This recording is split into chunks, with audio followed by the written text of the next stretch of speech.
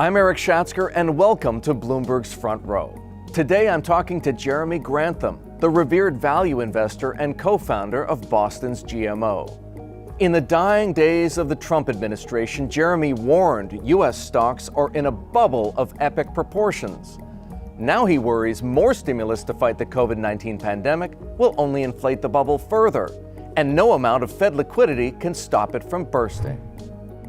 This is a monetary game, and you can keep these little monetary bubbles going for just so long as you keep confidence rising.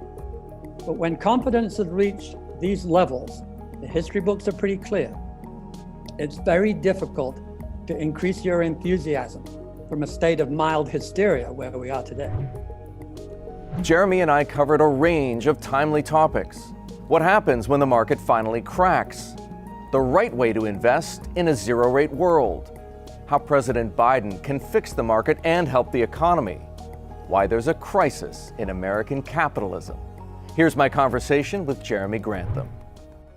Jeremy, it's good to see you. Good to see you.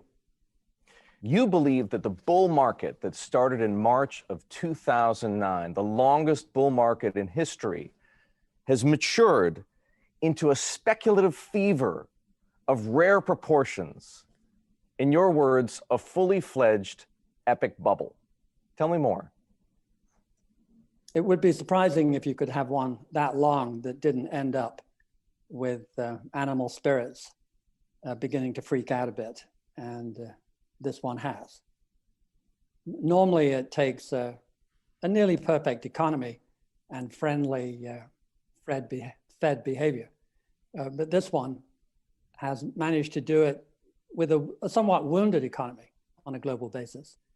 And to compensate for that, we've had even more spectacular Fed friendliness and government friendliness. So we've had, for once, the joining of fiscal spending with the Fed's behavior and the usual moral hazard that has been going on since Greenspan arrived in the 90s. And the result of this is the confidence has risen and risen until finally people are reaching for the greatest demonstration of confidence they have had in their investment career. They're borrowing more money to throw it into the market. Their belief in the market is profound. The common wisdom is that with the Fed on your side, how can you lose? When they first said that back in Greenspan, there were a few doubters. When they said it with Bernanke, there were less doubters, but some, and now finally, there appear to be almost no doubters at all. The belief is more or less complete that all it takes is the Fed on your side and stocks will rise forever. What are some of the signs we'll all look at with the clarity of hindsight and say, of course it was a bubble? If you want crazy ones, and you need crazy, by the way, that's the best timing for a bubble top, is crazy behavior. You look at the over-the-counter trading.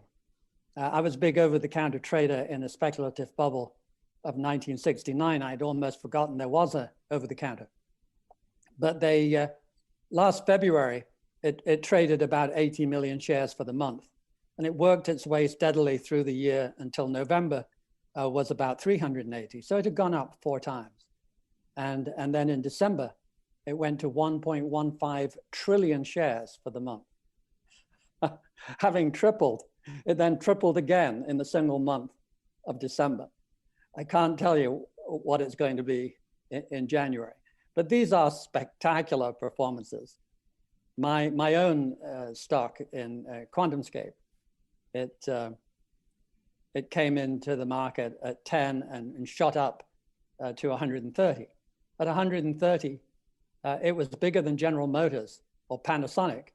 And this is a brilliant company, but it has no trouble admitting that it won't be producing any batteries for 4 years. So no sales, no profits, and bigger than GM. There is nothing like that in 1929, nothing of that scale, nothing like that in 2000. The Ciscos of the world were pretty serious companies, but they didn't get to this level.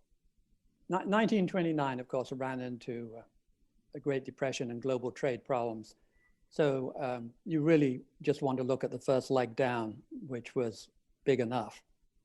The analogy is much better with 2000. In 2000, it went down 50%. And the reason it only went down 50 and bounced back relatively quickly was because the Fed came charging in to the rescue. And you can have a lot of rescues when you start at a 16% long government bond in 1982. You can have a bull market as you go down from 16 to 12, and another bull market from 12 to 8, and another bull market from 8 to 4. But now you're down at 2.5 or whatever. You have to realize that most of the easy pickings of saving the game by ramping rates down is behind us. At the lowest rates in history, you don't have a lot in the bank to throw on the table, do you? No. At least it doesn't appear going by conventional monetary theory, no. That's right. And the idea that, fundamentals, the real world doesn't count, all you need is money to generate real wealth, I think most people can feel is an illusion. You can imagine a situation where you had a much more serious virus, the economy really was on its knees, and the Fed was obviously would be doing everything it could. Would that be enough to save the system? In the end, the system is about the number of people working, the amount of capital spending, the quality of education of your workforce. That's the real world. We're talking about the paper world, and there's just so much blood you can get out of that. Would a bubble have formed absent the COVID-19 pandemic? It's the COVID brought in spectacular excesses on the part of the Fed and the government writing checks. And I say excesses, perhaps it was necessary, but in any case, it was unprecedented and the combination was very powerful. Without COVID, we cannot know. The market had resisted opportunities to bubble earlier in this 11-year cycle. It looked like it was getting pretty close about 3 years ago, and then it just kind of fizzled away. The confidence dissipated, the market had a decline. And those bull markets can go on forever, and you don't know how long and you don't know how high they can go. The back of every bear's mind must surely be Japan. Japan in 1989 managed to get to 65 times earnings. It had never previously gone over 25 until that cycle. So that is the thing that makes the bears wake up in the middle of the night sweating. So you just don't know how long and how high a market can go if you avoid the burst of euphoria. It's the burst of euphoria that typically brings these things to an end. And we are seeing it all around us today. Jeremy, you recently called out Tesla as emblematic of crazy investor behavior. And there's no question that by any measure, Tesla's valuation is high and possibly extreme. But I'm reminded of the experience of David Einhorn, for example, or Jim Chanos. Anyone who has bet against Elon Musk has lived to regret it, so far, anyway. Well, that would be the case when the stock is at its high, right? Any stock at its high, you could say that with a straight face. And I suppose I just did. I guess what I'm getting at is those shorts turned out to be painful because the stock kept going up. Going short is for a handful of superstar experts, isn't it? Because, when you go short, you can not just lose your money, you can lose multiples of your money. At least when you're going long, all you can do is lose what you put in. You go short and you can get margin called into bankruptcy. And a lot of people have done over the years. So my recommendation is do not go short individual stocks. Going short the market is painful enough on occasion, but going short individual stocks is for mugs and for the 3 or 4 people who are brilliant enough to get away with it. As you've noted, just because stocks are overpriced, it doesn't mean that a bubble, if we're in one, is necessarily about to pop. What is to stop valuations from climbing even higher for years, possibly? Put it this way. When you have reached this level of obvious super enthusiasm, the bubble has always, without exception, broken in the next few months, not a few years. It's always. You can't maintain this level of near ecstasy. It can't be done because you've put in your last dollar. You are all in. What are you supposed to do beyond that point? You can't borrow any more money. You can't take any more risk. In fact, you know in your heart of hearts, you have never taken this level of risk and you never thought you would.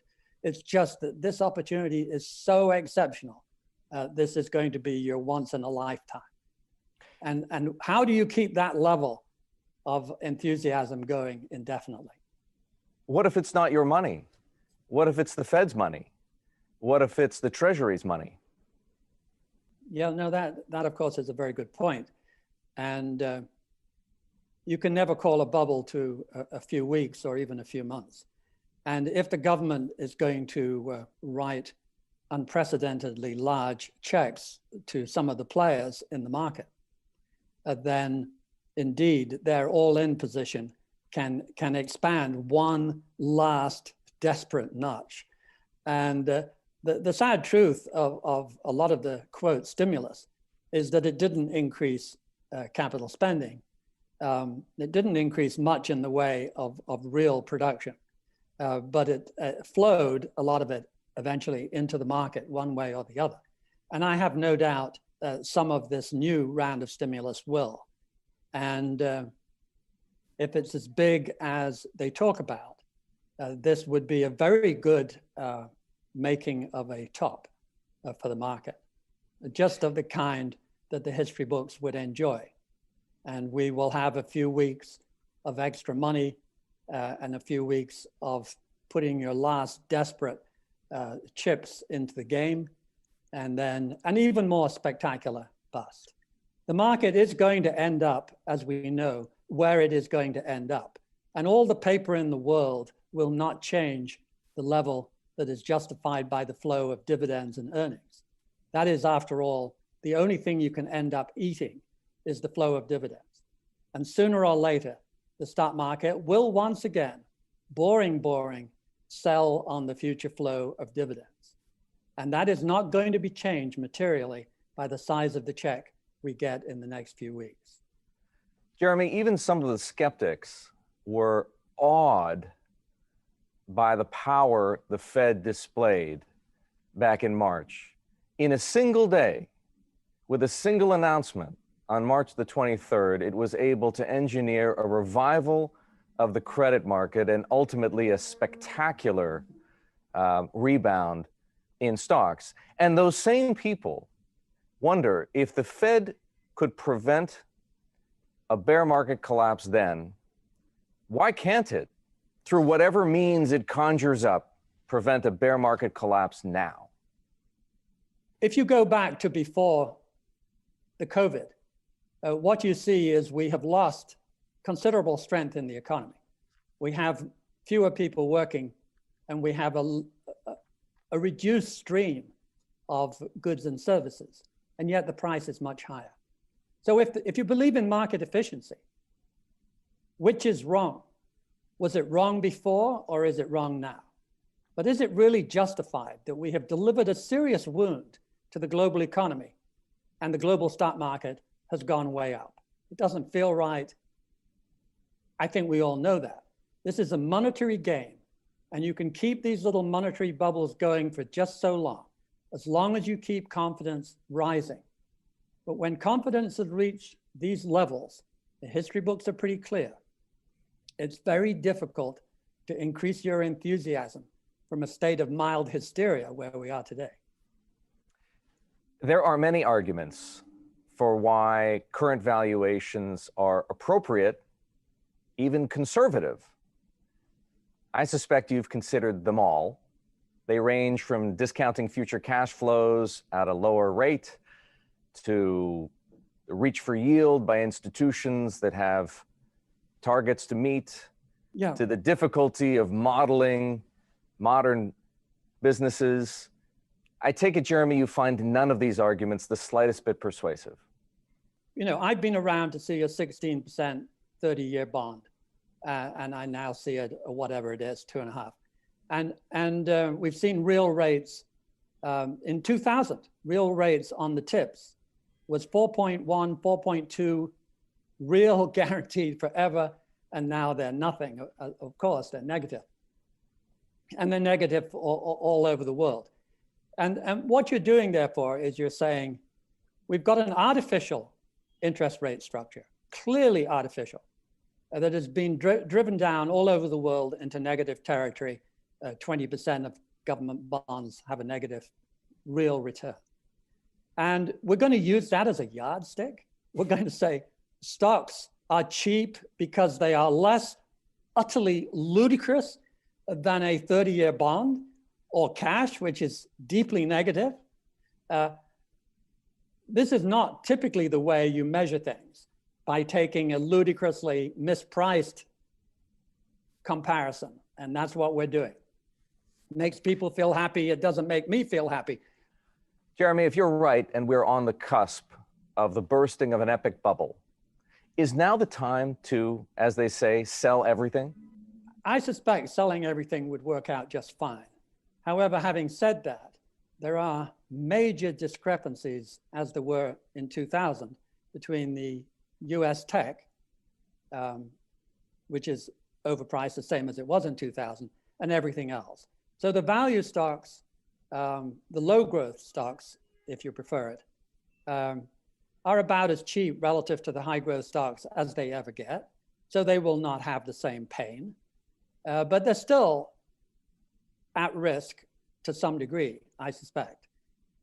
The good news is that overseas, they have not had this same huge bull market and the same overpricing that we have had. And that of course, is a heaven-sent opportunity, because you can go out into the emerging markets and they are absolutely not that expensive, despite the ridiculous argument of comparisons with a overpriced bond market. They're simply not that bad anyway. And compared to the S&P, they're as cheap as they have ever been about. They've been this cheap 2 or 3 times, and each time it's worked out very well. So you can buy emerging markets, and you can look at the intersection of those two ideas, which is the low growth stocks or the value stocks within emerging, and they are handsomely priced. You should be able to make a really decent 10, 20-year return there. You will not make a handsome 10 or 20-year return from US growth stocks. There is, in the end, a simple arithmetic. The higher you bid up the price of an asset, the lower the long-term return you will get. There is nothing you can do to change that equation. Every day the market goes higher, you know only one thing with certainty, that the long-term return will be less than it was the day before. Jeremy, growth stocks have, over the course of the bull market, outperformed value stocks by almost 400 basis points. What if, after the bubble pops, growth is still ahead and there is no redemption for the value investor? What happens if that happens? Then there'll be a lot of sad value managers. Now, the question is, will it happen? And it would be historically unprecedented were that to happen. I'm pretty certain it will not. However, having said that, let me say one thing about value. I have no confidence, and have not had any for over 20 years, in price to book and PE and price to cash flow, price to sales, even as a measure of true value. A measure of true value is the long-term discounted value of the future stream of dividends. A growth stock is, of course, worth a higher ratio of this, that, and the other than a low growth stock. But that doesn't mean they can't be overpriced. So value should be cheap for what you are. You should build in the growth, you should build in the quality, and if it's overpriced, it's overpriced. But to use a simple-minded measure of book is a crazy idea. A cheap book is the market's vote on the worst assets out there in the marketplace. The lowest PE is the market's vote on the worst earnings, most likely to be overstated or downgraded. And the same with yield. It's the market's vote of the most likely to be cut. These have no business being a good indicator of future performance. Besides cash and value and emerging market stocks, is there anywhere else for an investor to hide? I'm also worried, by the way, about inflation. If you think you live in a world where output doesn't matter and you can just create paper, sooner or later you're going to do the impossible, and that is bring back inflation, that we haven't seen for 20 years. And you keep it up on a global basis, you will have inflation. And I can't help but notice that around the world, the commodity prices of all kinds, really, but particularly critical food and critical metals are going up. And if you have that happening and you have a rapidly declining growth rate in the workforce towards zero and negative, you are really set up for this time is different.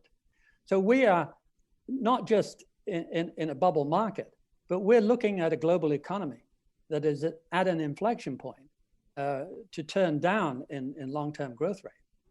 So this is a bad time to be caught over speculating. What is the right way to allocate, irrespective of the bubble? What is the right way to allocate in a world of zero rates, stimulus ad infinitum, declining productivity, the potential for inflation, and the list goes on? Yeah, first of all, very difficult.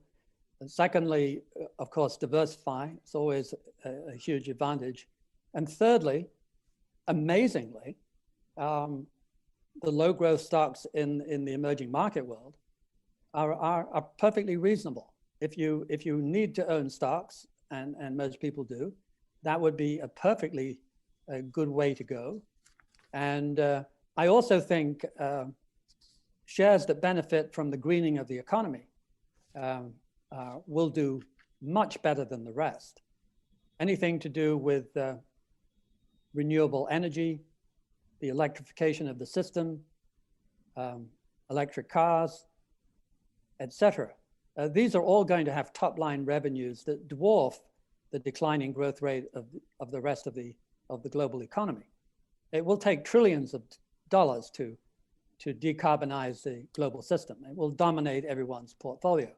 And if you have to own US stocks, they're the ones to own. And look around for a good climate change fund. I'm happy to say GMO has one. And they're doing very well now that the focus is clearly, finally, took 20 years to wake up, but in the last year, people really are beginning to understand the size of the problem and the need to move money into greening the economy. Jeremy, you've invested in gold before. Do you see any promise, as a growing number of investors do, in Bitcoin or other forms of cryptocurrency? What is the future value of the dividend stream of Bitcoin? I can tell you that doesn't take a prize-winning mathematician. It is nil. It will never pay you a dividend. If you're desperate, can you eat it? No, you can't. Its entire value is on the greater fool, is it not? So Bitcoin could be worth $1 million a unit if you can find someone to pay it. So couldn't we say the same about gold? Doesn't generate any dividend stream. There are two things. Can't eat it either. Yeah, that should give you a measure of restraint in your enthusiasm for gold, granted. But gold has had the odd 12,000-year test, which it has passed pretty well. And Bitcoin has got a few years to go yet to catch up. And secondly, gold does have some fallback qualities. It doesn't tarnish. It's unique in that sense. Everything that was ever made of gold is still around.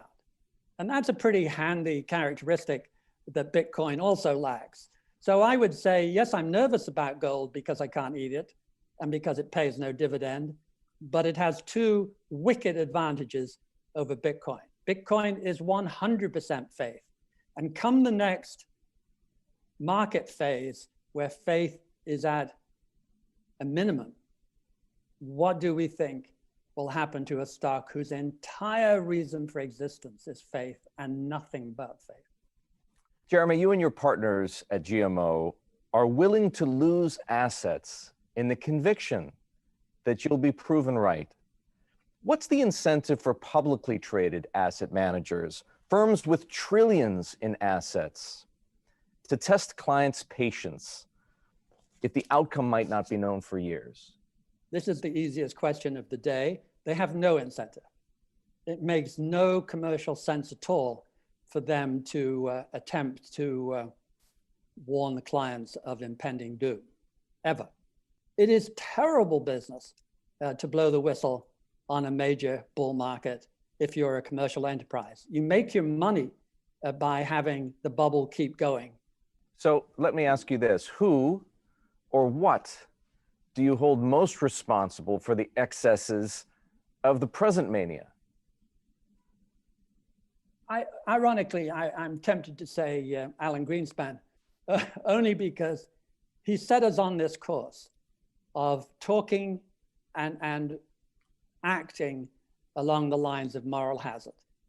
He bragged that he had contributed to the strength of the economy through the wealth effect. There is indeed a wealth effect. If you have the market double, 3 or 4% of that gets spent and helps the economy. He was right, and he bragged about it. And then following him, Bernanke bragged about it, that they had contributed to the health of the economy, and they had. And now the Fed also brags that it has done its part and it's helped encourage the economy through high asset prices. All of it's true. The bad news, however, is we live in a world that is, in the end, a real world of people and production.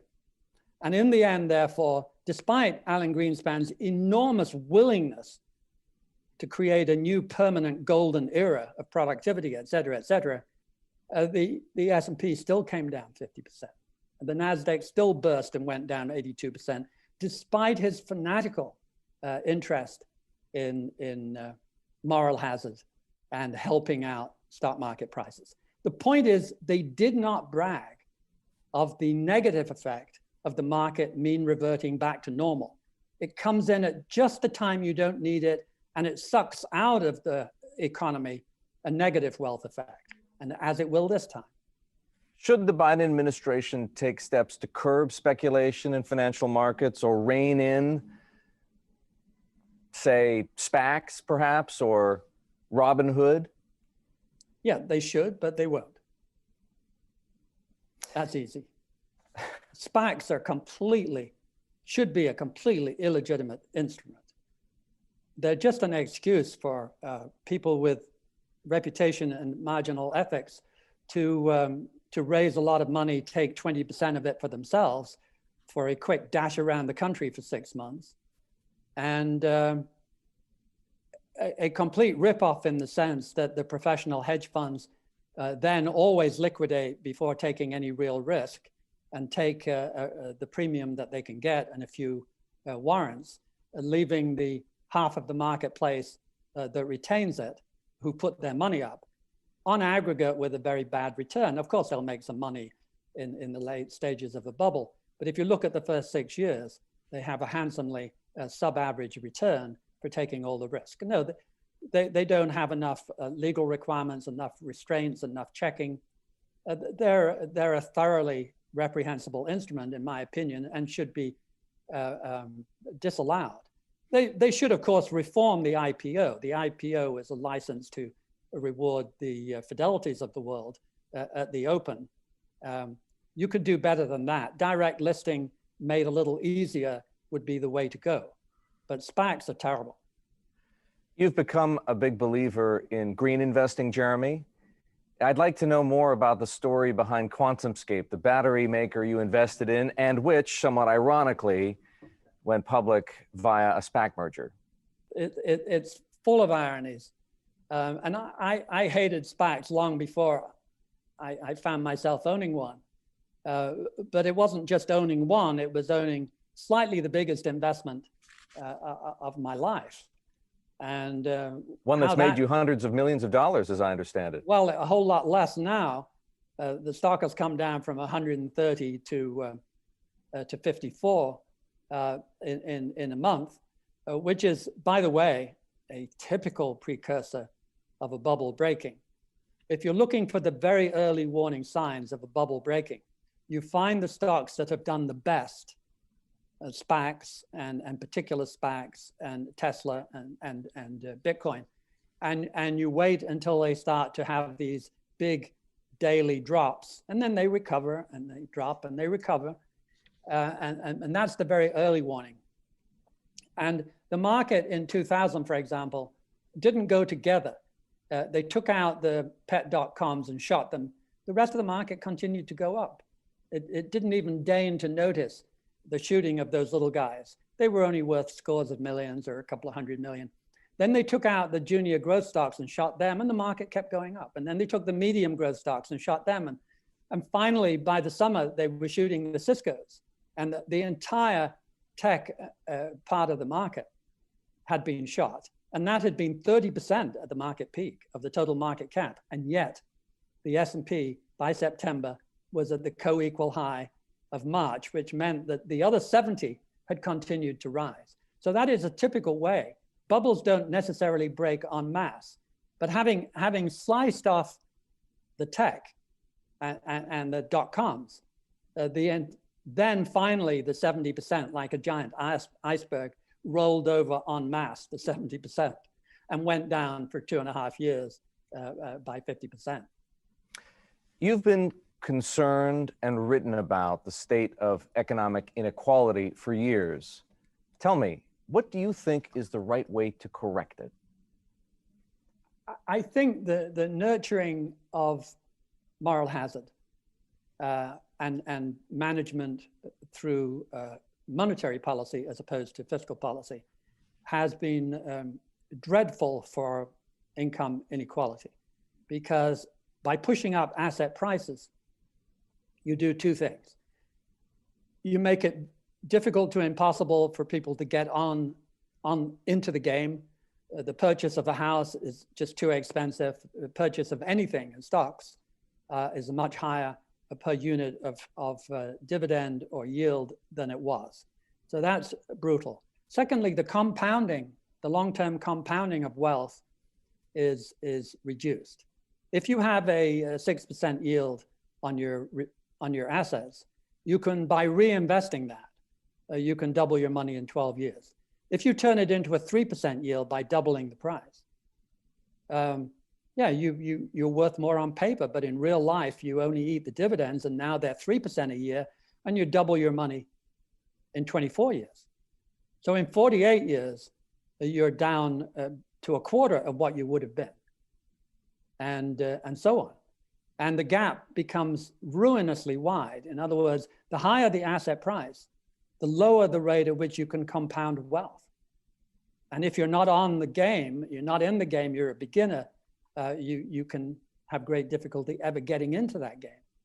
And by definition, it means that the rich get richer as you price down the yield and you mark up asset prices. And the poor get squeezed because you're not creating any real value. You're not creating more production. And government spending is quite different. If we can have, instead of writing checks to everybody, if you can write checks for infrastructure, particularly green infrastructure, you're killing two birds with one stone.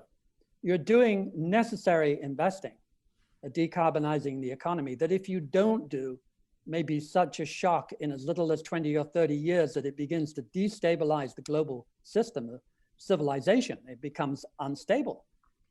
You have to do it.